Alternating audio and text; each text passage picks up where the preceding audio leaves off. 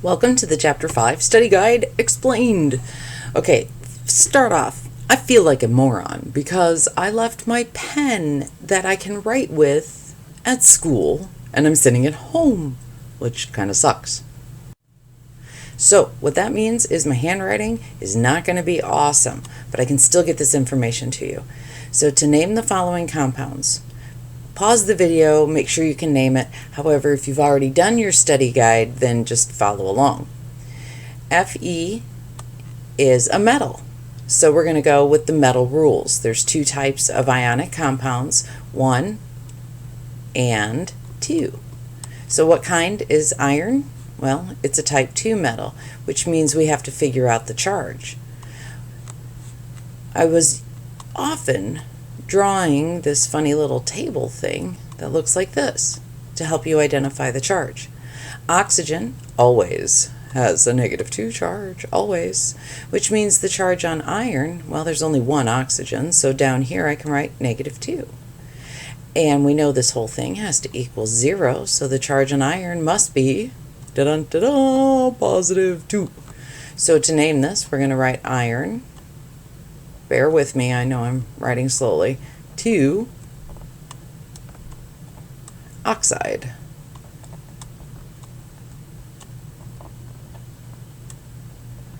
All right, all done with that one. Now for the second one, we have phosphorus. Phosphorus is a, you guessed it, non-metal, so we don't have to do anything except look at the prefixes, and that's a 2. Prefix for 2 is di. Phosphorus, and I'm not going to write out the rest of phosphorus because it's too much work with this way without a pen. And then the prefix for 5 is penta. So then it would be diphosphorus penta, and I'm going to drop the A on penta and just write pentoxide. And I'm not going to finish writing that either. Okay, this one has a hydrogen and it's dissolved, so it's an acid. There's two types of acids rules. I kind of said that funny. Two types of acid rules, one with oxygen rules and one without. Since this one has an oxygen, we can completely ignore the H in the naming. NO2 is nitrite. And the rule is 8 goes to ick, I goes to oos. So it becomes gosh, this is painful.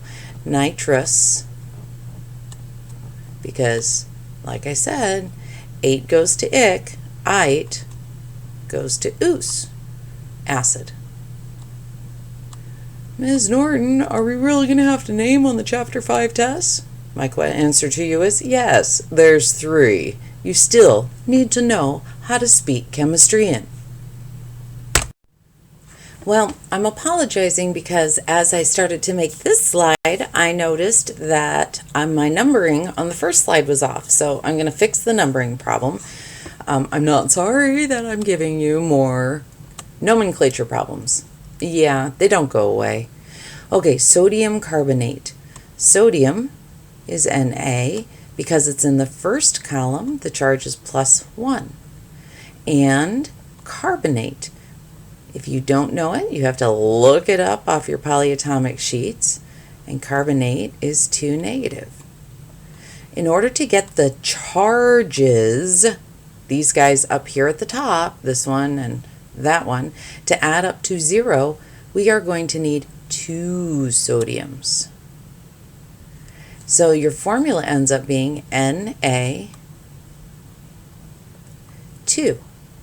Over here on the reactant side, we have 2 sodium ions. And in the name, you still need to show that we need 2 sodium ions. Well, we only have 1 carbonate, so that becomes Na2CO3, and you are done. The next one, calcium hydrogen sulfate. So calcium, being in the second column, has a 2 positive charge. If you need to, look it up on the polyatomic ion chart. Hydrogen sulfate is HSO4 and it has a -1 charge, which kind of makes sense because if sulfate has a -2 charge and I add hydrogen to it, which has a +1 charge, then that reduces the charge by 1 on hydrogen sulfate. Okay, so to get these charges right here, this one and this charge, to add to 0, I'm going to need 2 of these guys. To write the formula, calcium, I only need 1 calcium ion, but I need 2 of all of this. And in order to show 2 of all of this, I need parentheses, which becomes H.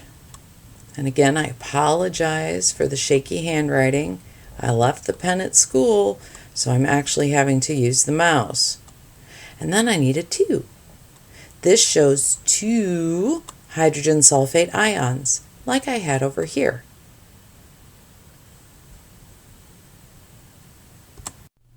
Now we can start with our Chapter 5 stuff. Express the following numbers in scientific notation. Okay, cool, we can do this, right? Okay, well, we know that there is a decimal point right there, and we need to move it right there so we show 1 digit. 5 point, and I'm going to include the 4 and the 9 because they're there and nobody said anything about rounding to the appropriate number sig figs.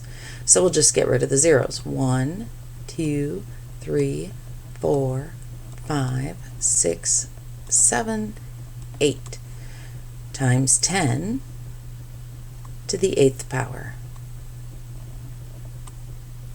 On this one, we need to move this decimal point right here all the way to there. So we end up with 4 point, make the decimal better, 0, 2 times 10. Now let's see how many places we move this.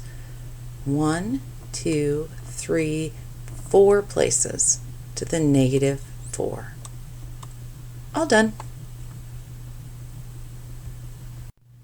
Here we start with those dreaded sig figs. Yuck. Okay, well, round each number to 2 sig figs. We can do this, right? Okay, well, when I round, make sure you don't lose the place value of the number. This, I'm interested in the 4. Yep. I'm interested in the 8. I only need 2 sig figs. And this 9 says round the 8 up, because the 9 is greater than 5. So 4.9. On this problem, I'm interested in the 6 and the 7. I don't care about anything else except that 8 tells me to round the 7 up to an 8. There's 2 ways you can do this problem. Remember, you cannot just write 6.8. That loses the value of this number, which is a pretty small number. So we could write times 10 to the negative, let's see, 1, 2, 3. That would be one way to write this number. You could also write it as 0.0068. If you recall, leading zeros never count. Using the rules of significant figures, answer the following question.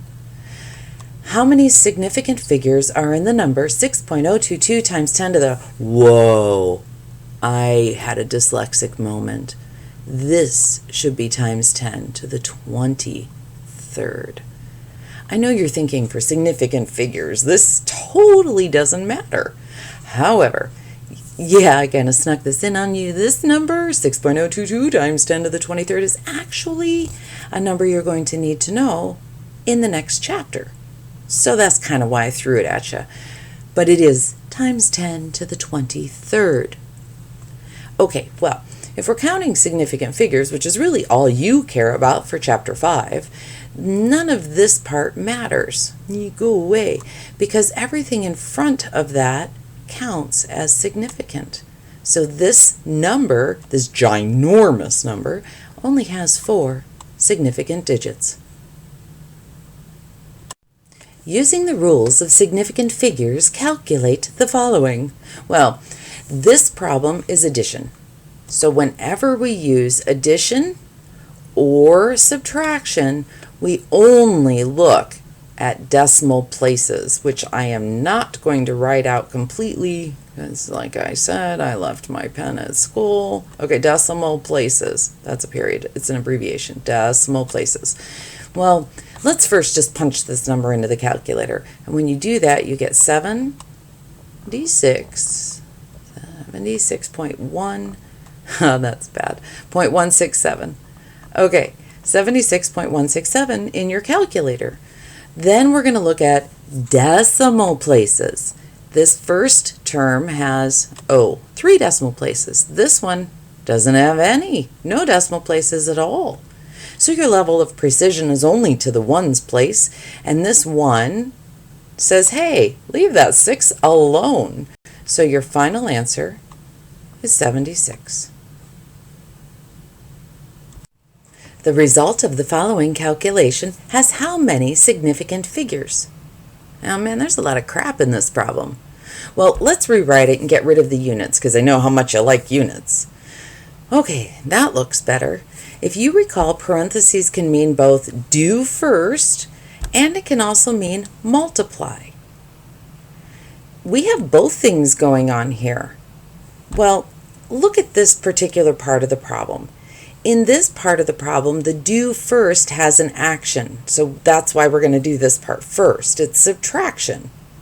When I subtract those two numbers, I get 1, but that's a bit of a problem because inside here, I have to follow the rules of significant figures, and this term has 2 decimal places, and this term has 2 decimal places. So my result has to have 2 decimal places, which is 1.00. I'm going to rewrite that and put that inside this term. Now that I've rewritten it, I'm ready to multiply, because those parentheses now just mean multiply. And when I multiply these numbers, I get a great big bunch of digits number. But I still need to follow the rules of sig figs. This term has 4 sig figs. This term has 3. These zeros are trailing zeros with a decimal point after an integer. That's why this digit has 3, or this term rather, has 3 sig figs. And this one has 4. So the result I have down here should have how many sig figs? Well, if you correctly said that it needs 3 sig figs because this term is what controls it, you're right. So our final answer is 179. I'm only interested in these first 3 digits, and that 5 said round the 8 up to the 9. Yay, we're finally done. Well, with this problem anyway. I'm not going to do a lot of details on this one. This is one I want you to think about, perhaps come up with your own answer, perhaps even look in your, perhaps even look in your book and see, what it says about significant figures, but I will give you some hints. It does have something to do with measurements, things you do in the lab work, and how you communicate your lab work to other humans. And it has something to do with certain and uncertain digits, or as I wrote, uncertain and certain digits. And that's the only push I'm going to give you on problem 13. The rest of it I leave up to you. Indicate the correct length of the nail and describe how you arrived at this answer. Well, I'm not actually going to type up the description, but I am going to go through this problem. Well, the first thing we want to look at is the nail and the ruler on the left side of the picture. We can clearly see the nail is at least 2 centimeters long. However, the ruler is more precise than that. We know the nail is at least 2.8 centimeters long. But then again, we do know that this nail is, the precision of the ruler is more precise than 2.8 centimeters. Most of my students would write 2.85 as the final answer. And unfortunately, that is incorrect. because we are certain of the 2, the 8, and the 5. But we're missing that uncertain digit. If the nail had been where I just placed that dotted line, clearly it's longer than 2.85, sorry, and we're going to need another digit to describe that nail's longer than 2.85. To communicate to the reader that the 5 is not our guesstimated digit, we need a 0. We need to tell the reader that, hey, we are certain of the 2, the 8, and the 5. And it is the 0 about which we are uncertain. Now, I know some of you are going, that's right on the 5. Well, what if the nail wasn't precisely placed at the end of the ruler? We know that the ruler measures accurately out to the hundredths place, and that we need to tell the reader we are guesstimating this last digit. It clearly communicates your level of precision. And somewhat I've kind of answered 13 in this problem as well. Your final and correct answer for the length of this nail is 2.850 centimeters. We're ready to start our conversion problems. So we have 692 meters goes to how many decimeters? Well, we need the sentence, King Henry died by drinking chocolate milk. Because this is a metric to metric conversion, and that's the only reason we get to use this sentence. Now we have to figure out how many meters are in a decimeter or how many decimeters are in a meter. Either way is fine. But let's start off with meters. Where in this King Henry sentence will we find meters? Well, if you said the base, you are correct, because please do not forget that this little m means milli. It does not, doesn't, not ever, mean meters. So nope, meters is your base. So make sure you start off meters, base, meters, base. Okay, good, got it. Now we need to convert to decimeters. And on this particular sentence, decimeters is found right there. So which unit is bigger? Well, if you said that the bigger unit is the meters, you would be correct. Yay! So that gets the number 1.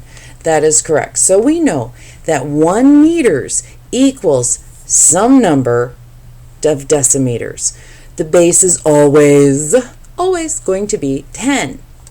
The only question is, what's that exponent? Well, how many steps are there between the base and the decimeter? Well, if you said there is 1 step between the two, you are spot on. Now we're ready to actually solve the problem. So we're going to draw our fraction bar. The number that we are given is 692 meters. And so that number goes on the fraction bar. Now I'm going to draw my times bar. Because meters is in the numerator, we got to chase that unit down. And the conversion unit that we just did has the number 1 next to the meter. That's why we put a 1 down here.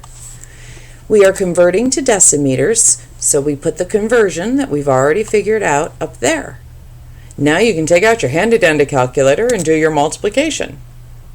The next question is, well, Norton made an error. Look at that. We need to cross off the meters and put not meters. What unit goes there? Decimeters. Good job, you guys. Decimeters. Now, last question. Are the number of sig figs correct? In our initial problem, we had 3 sig figs. Are there 3 sig figs down here? Yes. That trailing 0 does not count. There is not a decimal place written in this number. So our final answer is 6,920 decimeters. We need to convert 9.83 kilograms to pounds. Well, it's a good idea for these problems to make a plan. How are you going to get from kilograms to pounds? Well, the good news is you have a conversion that'll let you go from pounds to grams. I gave it to you. You don't have to memorize that one. But how are you going to go from kilograms to grams? Because if you can go from kilograms to grams, then using the conversion that I've given you, you can then go from grams to pounds. But we're still back to that first question, how are we going to go from kilograms, overshot, to grams? Well, if you said we're going to use that sentence, what sentence is that? Oh, that one that says King Henry died by drinking chocolate milk? You got the right answer. So we have kilograms, and we have our base, which is grams. Which unit is then bigger? Kilograms is bigger. So that's going to get the 1, which leaves us with the next question. How many grams are in a kilogram? Well, because you go 1, 2, 3 steps between the two, the answer is 3. All right, well, I think we're ready to start the problem. So we're going to draw this line thing. Oh, yeah, and that's how you're going to go from grams to pounds. So first we're going to draw our fraction bar. Now, the fraction bar, you never quite know how long it's going to be, so don't worry about it if you draw it too long. It's not a big deal.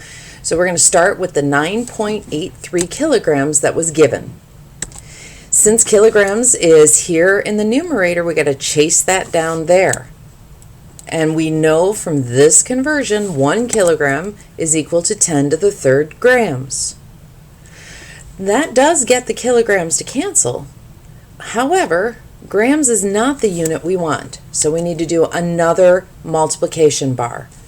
Again, grams is here, so you got to chase that unit down, which puts the conversion 453.6 grams to 1 pound. Well, that makes the grams cancel, and we're left with pounds, the unit we want. So you get out your handy-dandy calculator, plug it in, and that's what you get, and you're still not done. Yeah, you got to pay attention to significant figures. These numbers don't count for sig figs, only the original measurement. There's 3 sig figs there, so we need 3 here. I only care about the first 3, but that 7 tells the 6 to round up. So our final answer becomes 21.7 pounds. And we are done. A golfer putted a golf ball 7.8 feet across a green. How many millimeters does this represent? Make a plan, man. It's always a good idea. Make a plan, Stan. How am I going to get from feet to millimeters? Well, I like to go from feet to inches to centimeters to millimeters. And there's more than one way to do these problems. You just have to figure out which way works for you. I'm going to stick with my plan. So I'm going to draw this line. And if I have 7.8 feet, I'm going to use that because that's the number I started with. Draw my multiplication bar. I happen to know that to get from feet to inches, I know that conversion. So 1 foot contains 12 inches. Oh, good. That helps me get rid of the feet. Draw another bar because inches is not what I want. Now, one of the conversions I do expect you to know is how to get from inches to centimeters. And that conversion is 1 inch is 2.54 centimeters. One of those things I do want you to know, one of the many chemistrian pieces you got to stuff in your head. To get from centimeters, I should cross off my units, cross them off. Now to get from centimeters to millimeters, you're going to use the King Henry sentence, and by now you should be able to determine that 1 centimeter is 10 to the first millimeters. So 1 centimeter to 10 to the first millimeters. That makes centimeters cancel. I'm now going to get out the handy-dandy calculator, and I get that number. How many sig figs do we need? Well, if you said 2, you are correct. I'm only interested in those first 2. You can't just write 95. That loses the value of the 9 and the 5, and you can't do that. So you have one option of just changing the 0 and the 9, these 2 digits, to zeros, and that would be okay. Or you could put it in scientific notation. Either one of these would be acceptable, awesome 2 sig fig answers. A runner, that's hilarious. Okay, try this again.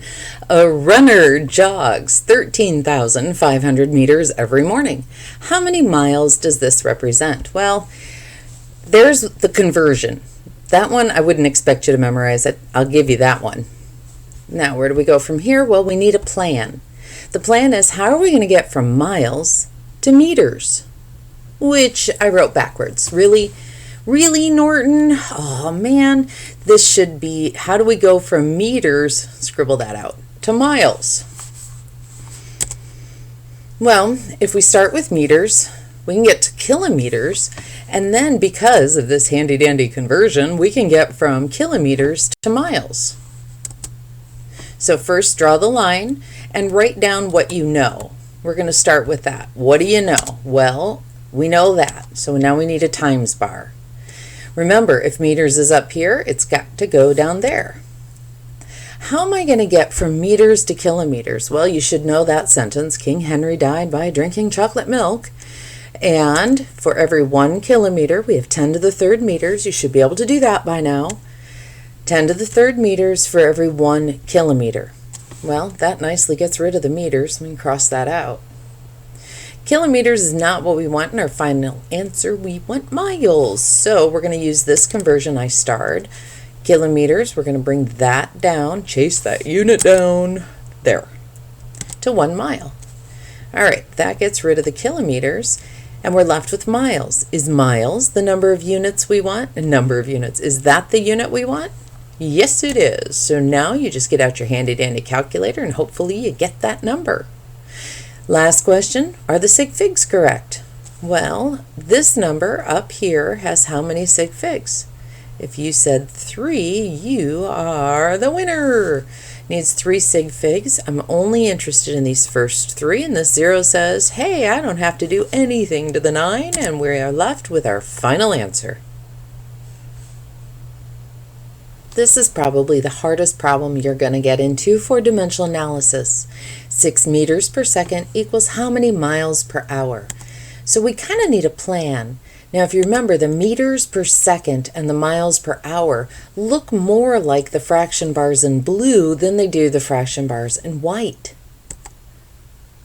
So if I go from meters, how am I going to get to miles?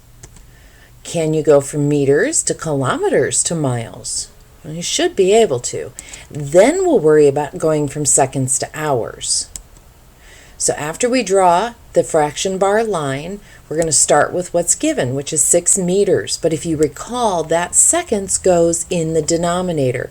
Because if you look at this fraction in blue up at the top, it's meters per second.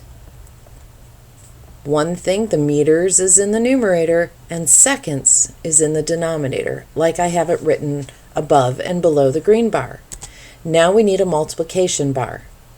Since meters is in the numerator, that's going to go in the denominator. And our plan says meters to kilometers.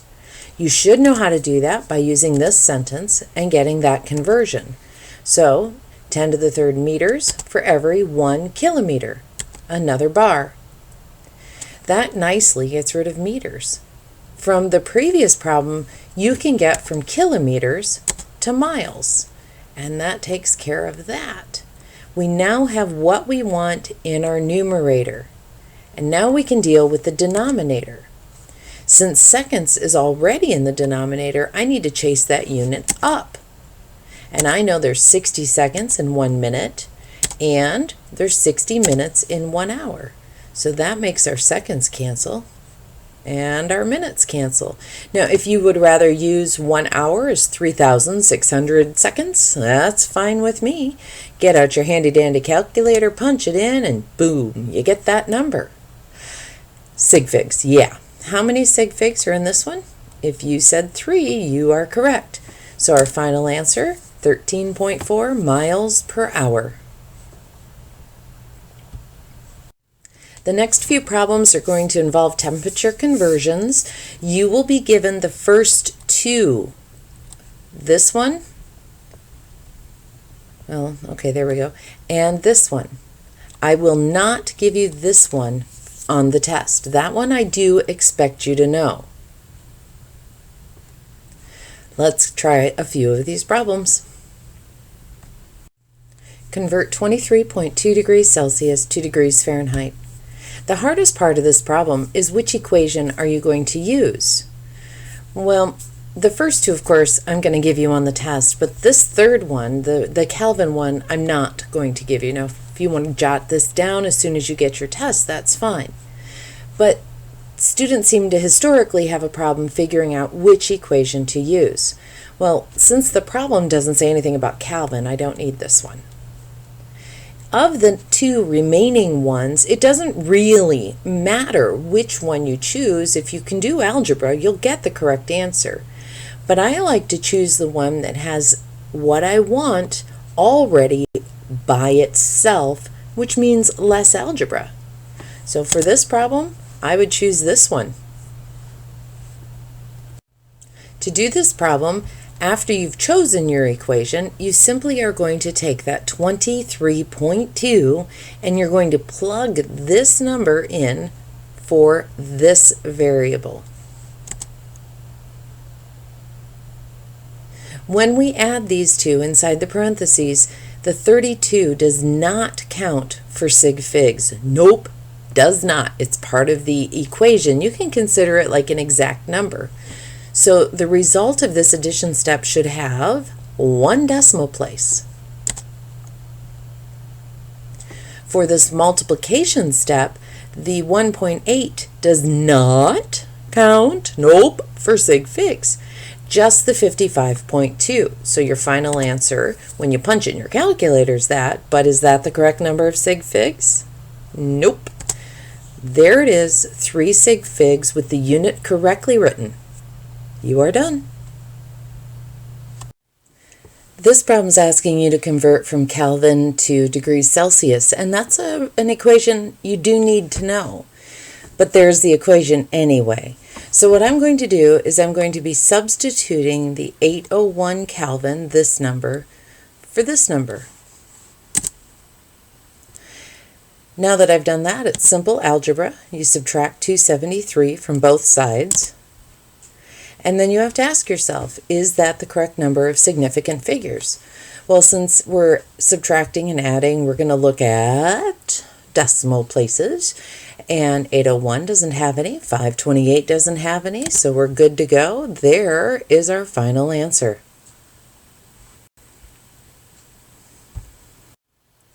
This problem is asking you to convert from degrees Fahrenheit to degrees Celsius, so you need to choose the equation you want to use. I'm going to use this one. And the reason I chose that one is I'm solving for Celsius. So I wanted to choose an equation where Celsius was already by itself. I'm going to substitute this value in for degrees Fahrenheit. Now I simply need to take care of the numerator. Now, when I subtracted, I needed to pay attention to significant figures. 32 does not play a part of significant figures, and this number does. Because we're subtracting, we need to pay attention to decimal places, and this should have a 0 after it to have one decimal place. Now we're just going to divide. And you need to ask yourself, does that have the correct number of significant figures? Because we divided. We don't use that, it's part of the equation. So we need 3 significant figures in our final answer. There you go. And what I really like about this number is negative 40 degrees Fahrenheit is the same thing as negative 40 degrees Celsius. It's where the two scales happen to cross. You could use this equation to solve the problem, but I'm kind of wondering if you actually just know the answer. 0 Kelvin is absolute zero. It's the coldest possible temperature at all, ever. Maybe, but most likely. Anyway, the point is, do you know the answer? And if you don't, you could use this equation to solve it and simply get that number. You do have to make sure your sig figs are correct, and the problem that's been given to you shows 2 decimal places. So we need 2 decimal places in our final answer. And we're done. The last part of the study guide and the last part of your test is about density. You do need to know this formula. You will not be provided with this formula. Face it, I'm just not that nice. Mass is in grams, so when you see any number with the unit G, that's going to be your mass. V is your volume. We use the unit of milliliters, ml. And lastly, density. Density is what we call a derived unit, and it's grams per milliliter, G per ml. This problem is asking that you find the mass of a rectangular solid. It gives the density, and it gives some information about the rectangular solid. This one seems to throw students, and I'm not sure why, but you know that saying, a picture's worth 1,000 words? Well, draw a box and label the box. How do you find the volume of a box? Well, length times width times height. Plug in your numbers, and is that the correct answer? Not quite, because if you notice, according to significant figures, we should watch our sig figs, yeah. So here we go, that one has 2, so our final answer should have 2 sig figs. Now, if I take a look at this equation, I now know my density. It's right here. And I know this is density because grams per centimeters cubed, which is exactly the same thing as grams per milliliter, because 1 milliliter is 1 centimeter cubed. I have the density. We just calculated the volume, so I'm pretty sure I can solve for mass. Substitute the values in. Now, because I need to get that variable m by itself, I'm going to multiply both sides by 14. This ends up being 14 divided by 14, which is 1. Now, do I have the correct answer? Well, let's take a look. We need 2 sig figs because this number, or back here to this number, or back here to this number, has 2 significant figures. I would not use the density value because the way it's reading, it shows that that might be an exact number, and it's got more sig figs anyway. No, our final answer ends up being 35 grams. Believe it or not, a lot of students mess up the algebra in this problem. We're looking for the volume, we have density, and we have mass. So we're going to use this equation. I kind of like to take inventory when I do this. Do we have density? Yes, we do. It's right there. Do we have the mass? Yes, we do. It's right there because it ends in G, and we know G is grams. I knew this one was density because it ends in grams per milliliter. That's density. So if I have 2 out of 3, I should be able to solve. So I substituted my values in. Now, just like we did on the last problem where we multiplied by the denominator both sides, we need to do that again. Well, then we have volume divided by volume is 1, so we end up with this. To get the volume by itself, I need to divide both sides by 3.14. 3.14 divided by 3.14 is 1. There we go. Now we need to, you guessed it, check sig figs. There's 2 sig figs there. How are we going to show 2 sig figs? This 9 says round that 9 up. So you got to have 30, but we need a decimal point or we won't show 2 sig figs. At 20 degrees Celsius, the density of mercury is that number. That's an exact number. What is the mass of 50 milliliters of mercury? Now, the 20 degrees Celsius tends to throw students, but if you remember, density does depend on temperature. However, our temperature is not changing, so it really doesn't matter. We have density. We don't know. It says, what is the mass? But 50 mLs. mL should tell you, hey, this is volume. So I'm going to use this equation, plug my numbers in, multiply both sides by 50, solve for m, and ask myself, are the sig figs correct? This digit, this number, only has 2 sig figs. Trailing zeros are not counting unless you have a decimal and that zero is trailing after an integer, and it does not have a decimal place written down. So in order to show 3 sig figs, like the previous problem, I'm going to need a decimal showing now that trailing zero counts. This problem is very similar to the one in your packets. I'm not going to read all this to you, but go ahead and pause the video, take a moment, and read through this. We're going to be using the density equation. The mass is already given to you, but it gives us an initial volume of 44.8, which is what the little I means is initial. And it gives us a final volume of 67.8 milliliters. That's what the little f is. How am I going to find the volume of the medallion? Well, if you said subtract, you are correct.